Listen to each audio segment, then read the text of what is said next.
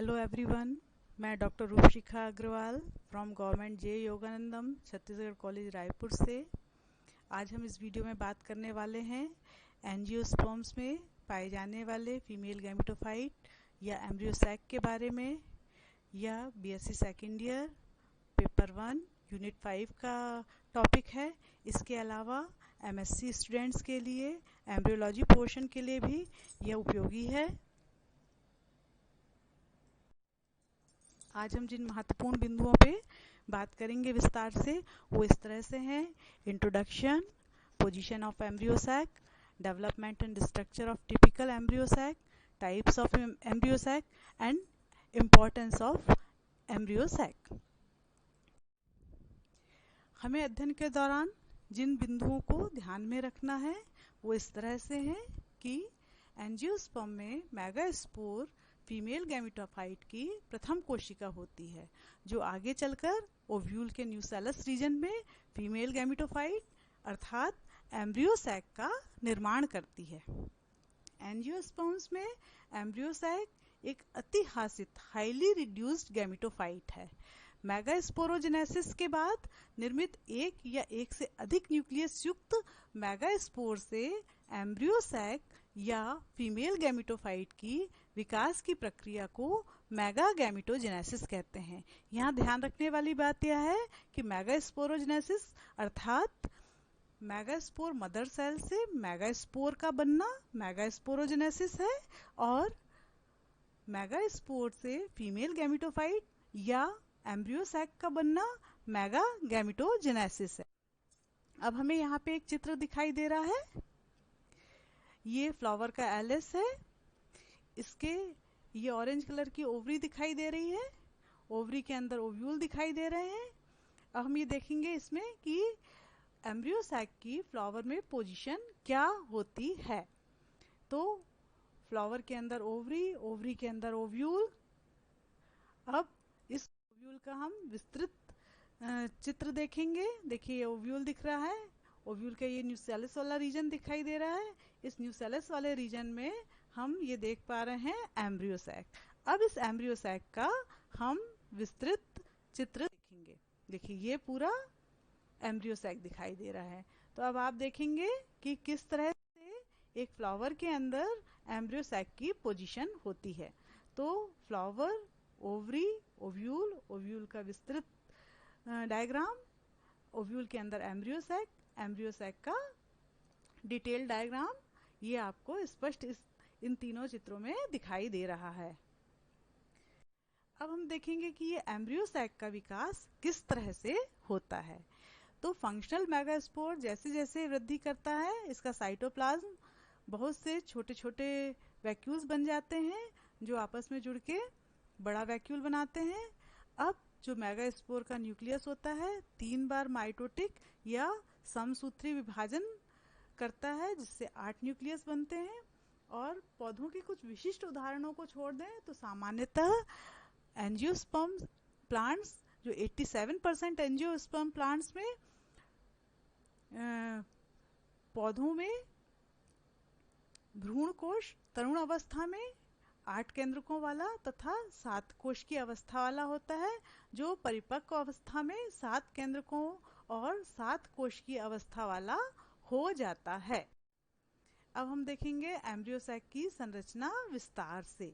संरचनात्मक दृष्टि से फीमेल गैमेटोफाइट या एम्ब्रियोसैक 3 प्रकार की कोशिकाओं के समूह से बना होता है। इसमें पहली प्रकार की कोशिकाओं का समूह एग एपरेटस कहलाता है जो 2 प्रकार की कोशिकाओं से मिलकर बना होता है, सहायक या सिनर्जिड सेल्स और एग सेल्स। दूसरी प्रकार की कोशिकाएं जो हैं वो हैं ध्रुवी कोशिका या केंद्र की कोशिका जिसे हम पोलर सेल या सेंट्रल सेल कहते हैं। तीसरे प्रकार की कोशिकाएं हैं एंटीपोडल सेल्स हैं। इसे हम प्रतिमुख कोशिकाएं भी कहते हैं। इस चित्र में आपको दिखाई दे रही है। देखिए एंटीपोडल सेल दिखाई दे रही है, ये सेंट्रल सेल दिखाई दे रही है, ये सिनर्जिड्स दिखाई दे रही है और ये एग सेल दिखाई दे रही है। अब हम एक एक प्रकार की कोशिकाओं का विस्तार से अध्ययन करेंगे। तो एम्ब्रियोसैक की संरचना में जो सबसे महत्वपूर्ण भाग है वह है एग एपरेटस, जो कि 2 सहायक कोशिकाओं व एक एग सेल का से मिलके बना हुआ होता है। देखिए यहाँ पे आपको दिखाई दे रही हैं ये दो सिनर्जिड सेल्स और ये एक एग सेल। अब हम एक एक प्रकार की कोशिकाओं को आगे अध्ययन करेंगे। तो सिनर्जिड सेल्स जो होती हैं उनकी पहचान माइक्रोपाइलर रीजन में उंगली नुमा प्रवर्धयुक्त संरचना जिसे फिलीफॉर्म एपरेटस कहते हैं की उपस्थिति से होती है। देखिए आपको दिखाई दे रही है उंगली नुमा प्रवर्ध, ये दोनों सिनर्जिड सेल्स हैं, है ना। ये माइक्रोपाइलर रीजन में दोनों सेल्स स्थित हैं एम्ब्रियो सैक के। फिलीफॉर्म एपरेटस न्यूसेलस की कोशिकाओं से भोज्य तथा पोषण पदार्थों का अवशोषण कर एग सेल तक संवहन का कार्य करता है ना। और सामान्यतः निषेचन के पूर्व ही सिनर्जिड सेल्स या सहायक कोशिकाएं समाप्त हो जाती हैं और इनसे स्त्रवित होने वाला रसायन पोलन ट्यूब की वृद्धि की दिशा को निर्धारित करता है। अब देखिए एग सेल, है ना। एग सेल भी एम्ब्रियो सैक के माइक्रोपाइलर रीजन में स्थित होता है, किंतु इसमें जो ऐसे सिनर्जिड सेल में ये फिलीफॉर्म एपरेटस दिखाई दे रहा है, इस एग सेल में इस तरह के एपरेटस का अभाव होता है। भविष्य में एग सेल निषेचन के क्रम में नर युग्मक से संयुक्त होकर जायगोट का निर्माण करती है और ये जायगोट आगे चलकर एम्ब्रियो का परिवर्धन करता है। अब इसमें दूसरे प्रकार की जो कोशिकाएं मिलती हैं फीमेल गैमेटोफाइट में, वो है ध्रुवी कोशिका या केंद्र की कोशिका, पोलर सेल और सेंट्रल सेल। देखिए ये दिखाई दे रहा है आपको पोलर सेल। इसका विस्तार से मैंने यहाँ पे अलग से डायग्राम आपको बताने की कोशिश की, जिसमें केवल पोलर न्यूक्लियाई युक्त सेंट्रल सेल दिखाई दे रही है। अब तीसरे प्रकार की कोशिकाओं का समूह है, उसको हम बोलते हैं एंटीपोडल या प्रतिमुख कोशिकाएं। देखिए दिखाई दे रही हैं, ये सामान्यतः एम्ब्रियो सैक के चालाजल रीजन में पाई जाती हैं। सामान्यतः एंटीपोडल सेल्स जो होती हैं फर्टिलाइजेशन या निषेचन के पूर्व ही समाप्त हो जाती हैं। अब हम देखेंगे कि फीमेल गैमेटोफाइट कितने प्रकार के होते हैं। एंजियोस्पर्म में फीमेल गैमेटोफाइट कितने प्रकार के होते हैं। तो मेगास्पोर मदर सेल से एम्ब्रियो सैक बनाने में भाग लेने वाले केंद्रकों की संख्या तथा परिपक्व एम्ब्रियो सैक में केंद्रकों तथा कोशिकाओं की संख्या व स्थिति के अनुसार फीमेल गैमेटोफाइट या एम्ब्रियो सैक 3 प्रकार में विभाजित किए जा सकते हैं। देखिए यहाँ दिखाई दे रहा है monosporic embryo sac, bisporic embryo sac, tetrasporic embryo sac. ये देखिए यहाँ दिखाई दे रहा है, ये तीनों प्रकार के इसमें डेवलपमेंट भी दिखाया गया है। इसको आगे हम विस्तार से देखेंगे। सबसे पहले हम देखेंगे मोनोस्पोरिक एम्ब्रियो सैक या मोनोस्पोरिक फीमेल गैमेटोफाइट।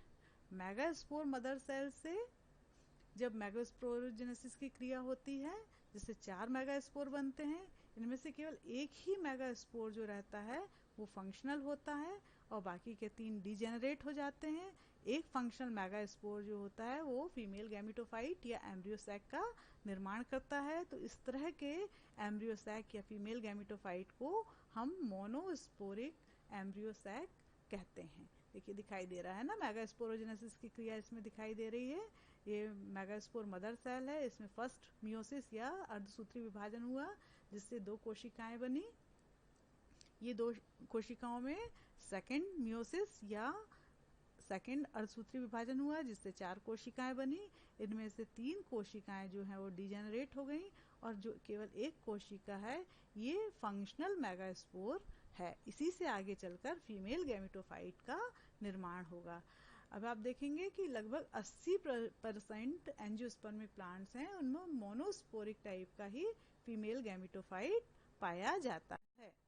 ये 2 प्रकार का होता है, पहला प्रकार है पॉलीगोनम और दूसरा प्रकार है आइनोथेरा प्रकार, है ना।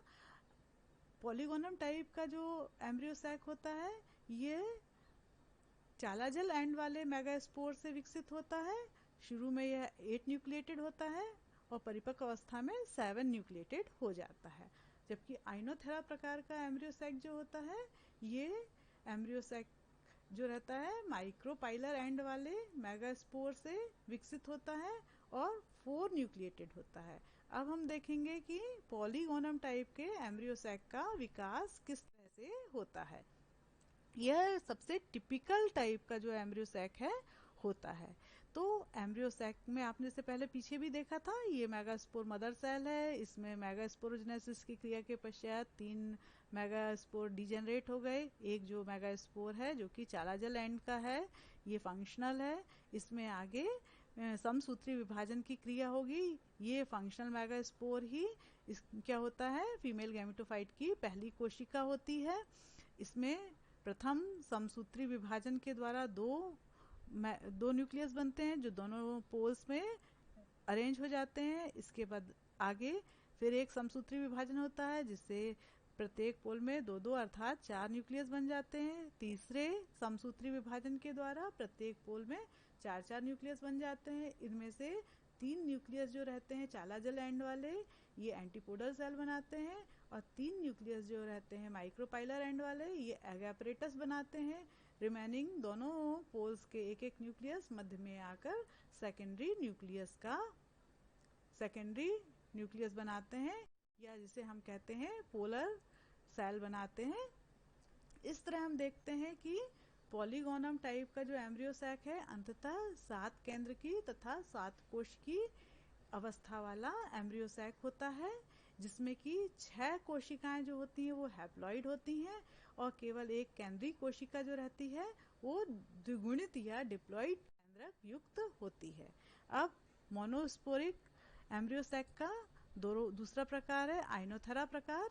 इसमें भी देखिए किस तरह से एम्ब्रियो सैक का विकास हो रहा है। इस प्रकार का फीमेल गैमेटोफाइट जो उसमें फंक्शनल मेगास्पोर होता है वो माइक्रोपाइलर एंड वाला रहता है। अभी आपने पीछे देखा था वो चालाजल एंड वाला था, ये माइक्रोपाइलर एंड वाला मेगास्पोर जो रहता है फंक्शनल होता है। इसमें क्या होता है, ये फंक्शनल मेगास्पोर में एक बार समसूत्री विभाजन हुआ तो 2 सेल्स बनी, 2 न्यूक्लियस बने।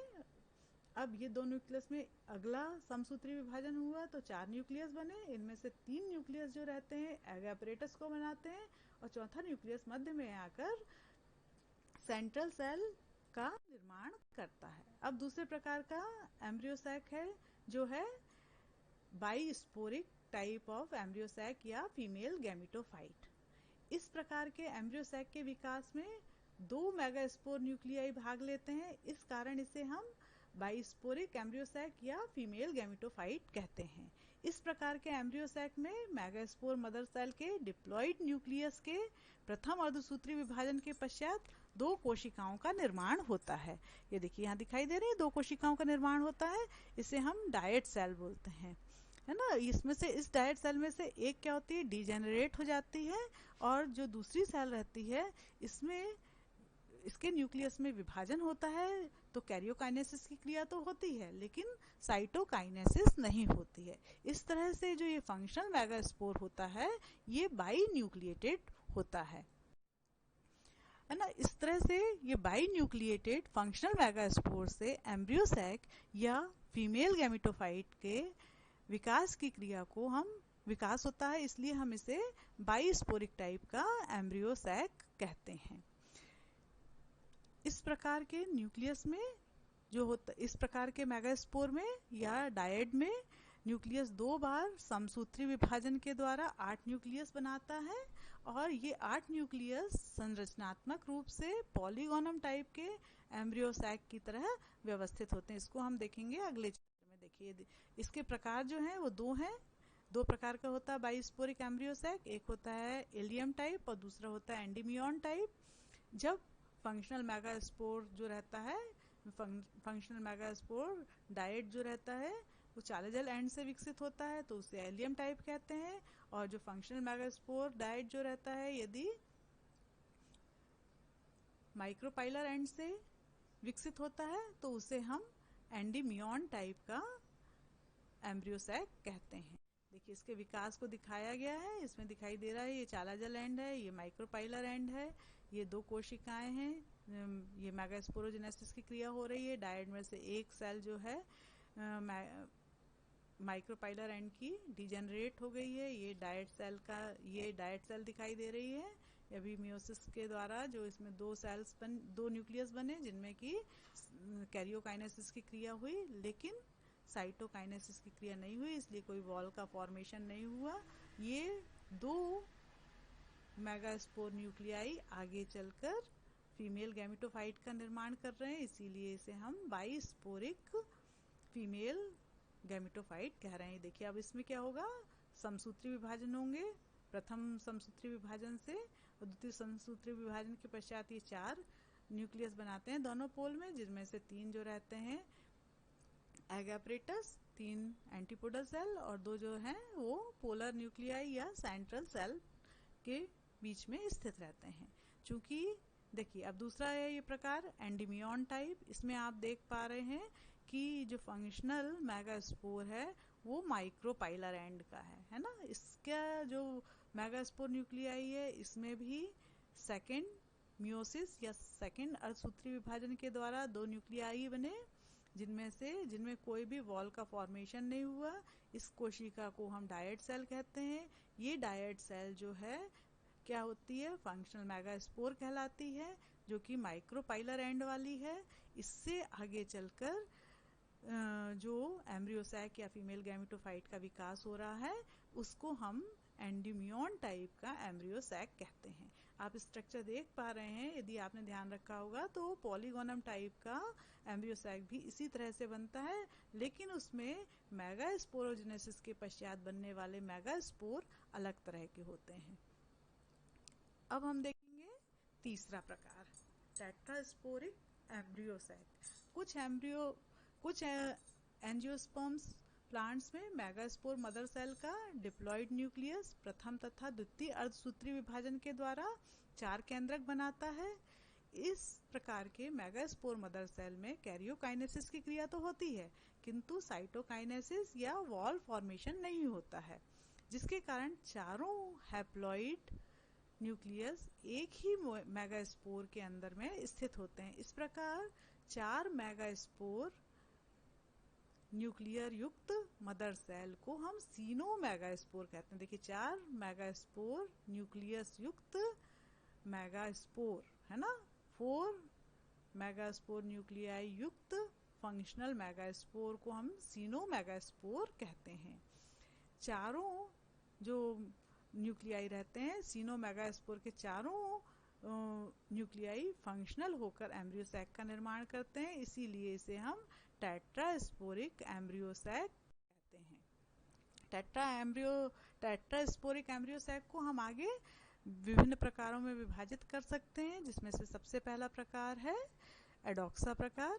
जो ये 4 फंक्शनल न्यूक्लियाई रहते हैं ये 2+2 के क्रम में अरेंज रहते हैं, जो अंततः इस तरह से अरेंज होते हैं।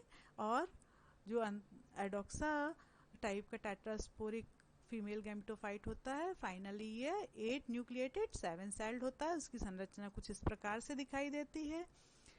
दूसरा प्रकार जो होता है टेट्रास्पोरिक एम्ब्रियोसैक का प्लम्बागो टाइप है। इसमें जो 4 न्यूक्लियस थे मेगास्पोर के वो इस तरह से अरेंज हुए हैं। इनमें आगे समसूत्री विभाजन के द्वारा यह 8 न्यूक्लिएटेड हो गया और 5 सेल्ड बना। ये इसकी परिपक्व अवस्था में संरचना इस तरह से दिखाई देती है। तीसरा प्रकार है पीनिया प्रकार। इसमें भी जो 4 न्यूक्लियाई रहते हैं, चारों न्यूक्लियाई चारों पोल्स में इस तरह से अरेंज रहते हैं। इनमें समसूत्री विभाजन के द्वारा फाइनली 16 न्यूक्लियस बनते हैं।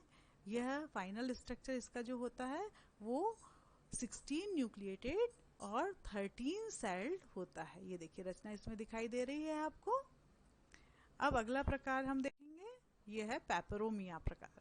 पेपरोमिया प्रकार में भी जो मेगास्पोर के 4 न्यूक्लियाई हैं वो 1+1+1+1 के क्रम में अरेंज थे। इनमें समसूत्री विभाजन हुआ, फाइनली 16 न्यूक्लियस बने, जो कि इस तरह से अरेंज होते हैं। ये 16 न्यूक्लिएटेड 9 सेल्ड स्ट्रक्चर होता है। देखिए आप यहाँ काउंट करेंगे तो आपको 16 न्यूक्लियस दिखाई देंगे और 9 सेल्स बनाई हुई दिखाई देंगी। अब अगला प्रकार है ड्रूसा। इसमें जो फंक्शनल मेगास्पोर रहते हैं। इसके 4 न्यूक्लियस 1+3 के क्रम में अरेंज रहते हैं। देखिए, एक न्यूक्लियस इस पोल पे रहेगा और बाकी के 3 इसमें रहेंगे। अब इनमें आगे समसूत्री विभाजन के द्वारा 16 न्यूक्लियस बनते हैं, जिनमें से कि 3 न्यूक्लियस यहाँ पे और बाकी के जो न्यूक्लियस रहते हैं यहाँ, और 2 जो न्यूक्लियस हैं वो सेंट्रल सेल में स्थित होते हैं। इस तरह से ये जो संरचना बनती है ड्रूसा प्रकार का एम्ब्रियो सैक, वह 16 न्यूक्लिएटेड 15 सेल्ड होता है। अगला प्रकार है फ्रिटिलेरिया प्रकार। फ्रिटिलेरिया प्रकार में भी क्या होता है कि 1-3 के क्रम में जो रहते हैं वो मेगास्पोर के न्यूक्लियाई अरेंज रहते हैं। अब इनमें क्या होता है, आगे विभाजन होता है, तो लेकिन इसमें विशेषता ये है कि इसमें जो ये 3 न्यूक्लियस थे, जैसे इसमें भी 3 न्यूक्लियस थे, इसके 3 न्यूक्लियस आपस में जुड़कर ट्रिप्लॉइड न्यूक्लियस बनाते हैं और इनमें आगे विभाजन होता है, जिससे कि ये 8 न्यूक्लिएटेड 7 सेल रचना दिखाई देती है। देखिए, इसमें 8 न्यूक्लिएटेड कैसी है, 1 2 3 4 5 6 7 और 8। तो ये 3 न्यूक्लियस मिलके एक न्यूक्लियस बन गया। मतलब ये जो 3 न्यूक्लियस हैं, ये ट्रिप्लॉइड न्यूक्लियस एक न्यूक्लियस को रिप्रेजेंट कर रहा है ना, इसलिए 8 न्यूक्लिएटेड कह रहे हैं और 7 सेल्ड हैं। अब लास्ट वाला जो है वो प्लम्बे जेला टाइप का है। इसमें भी 1+3 में रहते हैं, इसमें भी इसी तरह से ट्रिप्लॉइड बनता है। इसमें केवल एक बार समसूत्री विभाजन होता है, जिससे कि एक सेल जो रहती है, जो इस पोल की रहती है, वो एग एपरेटस बनाती है। निचली वाली एक सेल जो रहती है एंटीपोडल बनाती है। बचे शेष एक ट्रिप्लॉइड न्यूक्लियस यहाँ का, एक हैप्लॉइड न्यूक्लियस यहाँ का, मध्य में आकर सेंट्रल सेल बनाता है। इस तरह से यह संरचना जो रहती है फाइनली 8 न्यूक्लिएटेड 3 सेल रचना आपको दिखाई देती है ना। अब इसमें विकास दिखाया गया है कि किस तरह से टेट्रास्पोरिक एम्ब्रियो सैक का विकास होता है। जो मैंने अभी आपको बताया कि ये कैसे चार पोल में कैसे, देखिए 2-2 पोल वाला विकास दिखाया है, फिर 4 पोल में कैसे तरह से रहते हैं, फिर 1 और 3 किस तरह से रहते हैं, फिर ट्रिप्लॉइड कैसे तरह से बन जाता है। यही आपको मैंने पिछली स्लाइड में दिखाया था। तो समय को ध्यान में रखते हुए अगर हमें टेट्रास्पोरिक एम्ब्रियो सैक को विस्तार से पढ़ना है तो अगले वीडियो में पढ़ेंगे। अभी के लिए हम इतना ही इनकी संरचना और विकास को देखेंगे। अब हम देखेंगे कि एम्ब्रियो सैक का महत्व क्या है। तो एम्ब्रियो सैक में स्थित एग सेल निषेचन के पश्चात जायगोट और उससे अंत में एम्ब्रियो और फाइनली बीज का निर्माण करती है, जो एंजियोस्पर्मिक प्लांट का आधार होते हैं। इसलिए सबसे महत्वपूर्ण संरचना होती है मेरे हिसाब से ये पौधे की सबसे महत्वपूर्ण रचना है, जिससे कि अगली पीढ़ी तय होती है। और द्वितीयक न्यूक्लियस जो कि कहाँ सेंट्रल सेल में स्थित होता है, उससे एंडोस्पर्म का निर्माण होता है। मैंने कोशिश की है कि मैं इस वीडियो को बहुत सरल और स्पष्ट तरीके से आपको बताऊं, जिससे कि आप इस टॉपिक को अच्छे से समझ सकें। लेकिन इसके बाद भी यदि आपको कोई दिक्कत होती है तो आप मुझसे कांटेक्ट कर सकते हैं। यहाँ मैंने कुछ रेफरेंसेस दिए हैं जिनका उपयोग मैंने इस वीडियो को बनाने के लिए किया है। तो मैं आप सभी का धन्यवाद देती हूँ और शुभकामनाएं देती हूँ। धन्यवाद।